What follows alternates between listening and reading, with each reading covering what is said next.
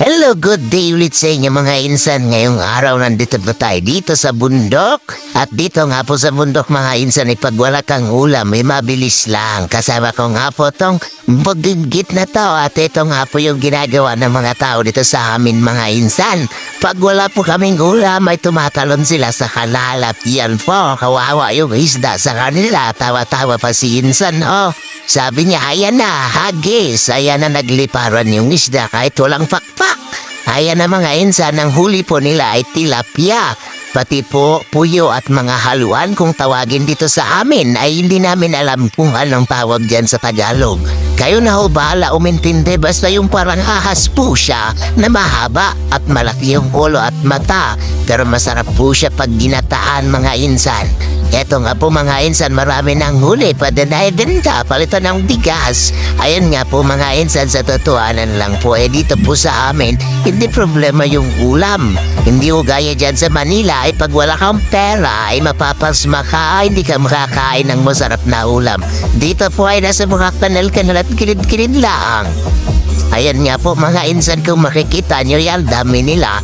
Eto nga mga insan ay naisip pong i-video sila para makita ninyo kung gaano sila kalulupit. Tingnan nyo maya lang mga insan, magliliparan yung mga isda galing tubig papunta dyan sa may tinatayuan ko. Sabi nga ng isa dyan insan, wag mo kaming i-video, baka kami ay ma-discover. Discover sa mahata mo. Eto na nga mga insan, nakaubad pa yung dalawa. Tala mo naman ang lalaki ng katawan.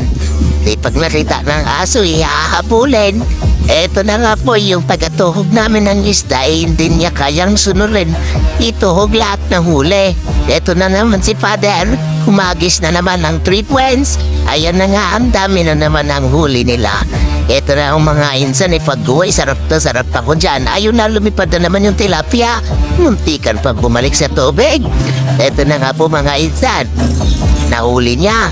Tutuhog ka ngayon, frito ka mamaya, ihaw, sabay gata. Eto mga insan, ang dami pong isda dyan kasi tag-ginit na dito sa amin.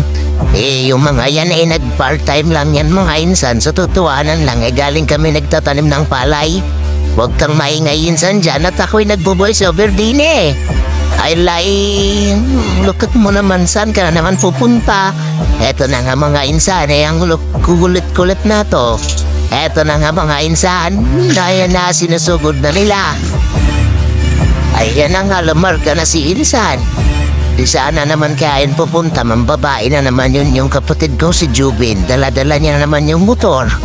Kaluka talaga tong mga tao na to mga insan, no? Kawawa, walang kawala yung mga isda.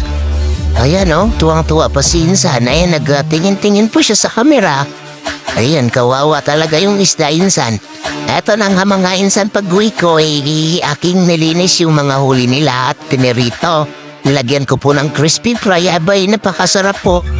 Opo, organic po yung mga isda na yan. Wala po yung halong kemikal. Nahuli po siya gamit kamay.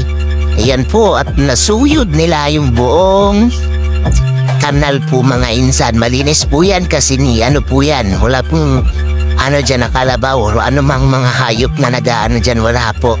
Apo, sa malinis po yung kanal na yan at safe na safe yung mga isda dyan. Ayan, kung makikita niyo mga insan, nag-i-enjoy sila sapagkat ang dami po nilang huli. Ako po minsan sa totoo lang, nagkakapera pa po sila pag sobrang dami po ng huli. Ang ginagawa po nila, ibinebenta nila, nilalako nila doon.